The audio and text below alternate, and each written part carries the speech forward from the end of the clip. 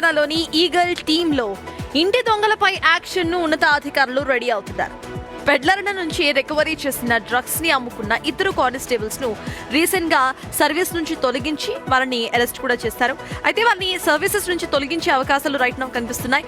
పెడ్లర్ల దగ్గర డ్రగ్స్ ని consumers contacts ని తీసుకొని వారిని వదిలేశారు. పెడ్లర్ల పైన నిఘా ఉంచడంతో ఇంత భారీ స్థాయి డ్రగ్స్ అసలు ఎలా మిస్ అయ్యాయని ఈగల్ టీం ఎంక్వైరీ చేసింది. గట్టిగా ప్రశ్నించగా పెడ్లర్లు అసలు విషయం మొత్తాన్ని కూడా బయట పెట్టేశారు. దీంతో ఈగల్ టీం కానిస్టేబుళ్లపై నిఘాను పెంచింది. కన్స్యూమర్లకి 15 లక్షల రూపాయలకి కానిస్టేబుళ్లే ఆ డ్రగ్స్ ను అమ్ముతూ ఉండగా అధికారులు రెడ్ హ్యాండెడ్ గా పట్టుకున్నారు. కానిస్టేబుల్ డ్రగ్స్ అమ్మడంపై eagle team director Sandeep Sandilya serious అయ్యారు.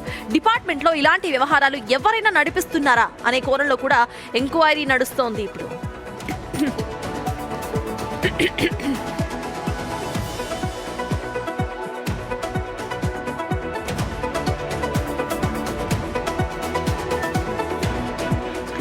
తెలంగాణలోని ఈగల్ టీంలో ఇంటి దొంగలపై యాక్షన్ కు రెడీ అవుతున్నారు ఉన్నతాధికారులు. ఇదే అంశంపై డీటెయిల్స్ మా ప్రతినిధి రాణా అందిస్తారు.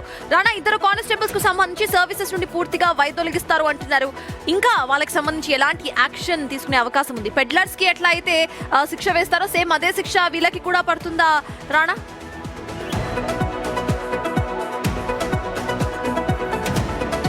తెలంగాణలో గత 2 సంవత్సరాల నుంచి కూడా సర్తాజ్, ఎందుకంటే డ్రగ్స్ నిర్మూలనగా దాంతోపాటు హైదరాబాద్ డ్రగ్స్ ఫ్రీ సిటీగా చేయాలనే లక్ష్యంతో కూడా ఇటు ఈగల్ టీంని ఏర్పాటు చేసుకోరు, దాంతోపాటు హెచ్న్యూని కూడా ఏర్పాటు చేశారు. సో ఈ నేపథ్యంలో ఈగల్ టీం చాలా పవర్ఫుల్ ఆఫీసర్స్ కూడా రంగంలో దింపారు. సందీప్ సాండిలాని ఏకంగా డైరెక్టర్గా నియమించారు.